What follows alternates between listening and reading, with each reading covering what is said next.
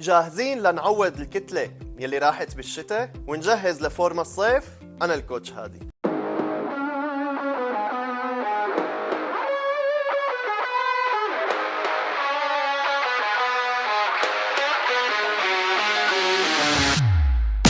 خلصت الشتوية وبلشت الصيف، ناس فرحانة وناس زعلانة على الحالة الجسدية. في ناس فرحانة لأنه نحفت، وفي عالم زعلانة لأنه خسرت الكتلة العضلية. يلا كله بيتعوض لأنه اجت الصيف ولازم نشد حيلنا بالتمرين. رح نصحح بعض الأخطاء اللي صارت بالشتاء، سواء من فقدان الكتلة العضلية أو زيادة الوزن. الناس اللي خسرت الكتلة العضلية رح نرجع نظبط الأكل تبعنا ونرفع كمية الكربوهيدرات. رح نرفع كمية الكربوهيدرات لحتى نجيب أحجام وسماكات عضلية أكثر، لأن مثل ما قلت لكم في فيديوهات سابقة أنه الكارب النظيف هو المسؤول عن أحجامي العضلية. فما عندنا مشكلة أبداً أنه نخلي 60% نسبة من غذائنا هي من الكارب النظيف لحتى نجيب أحجام عالية، و20% تقريبا نخليها بروتين لحتى نغذي عضلاتنا. وما في أي مشكلة أنه نحصل على البروتين من البروتين شيك اللي بنشربه.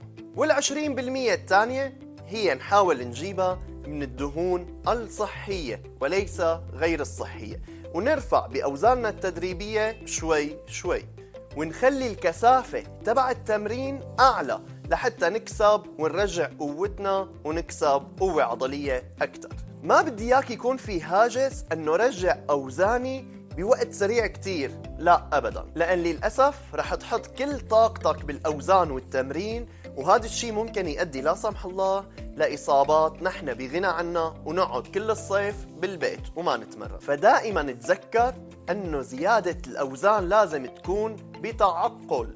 أما الفريق الثاني الأعزاء يلي ما سمعوا الكلمة وعذبونا وزاد وزنهم دهون، فبدنا نرجع برضه نظبط الأكل.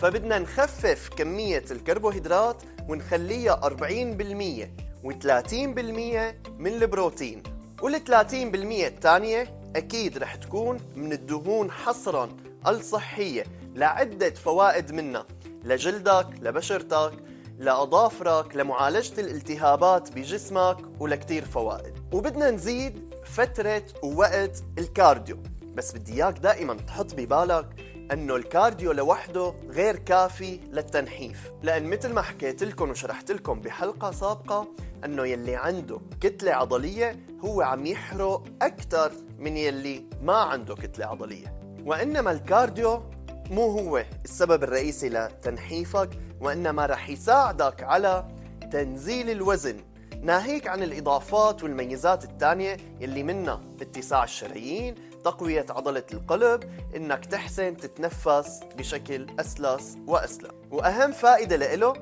إنه بيزيد من معدل حرق الجسم، يعني بيصير بيخليني عم بحرق دهون حتى لو ما عم بتمرن. ولا بأس يكون عندي ضمن نظامي الغذائي هالمتممات هي: الملتي فيتامين، البي كومبلكس اللي هو B1 B6 B12، لا بأس بالفيتامين سي، فيتامين اي، والفيتامين دي. والكرياتين برضه رح يساعدك بهي الحالة من غير ما يرفع لك وزنك، وإنما يحافظ على الكتلة العضلية ويعطيك شوية نشاط. ودائما بتمنى منكم أنه تلتزموا بهي النصائح والتعليمات قدر المستطاع.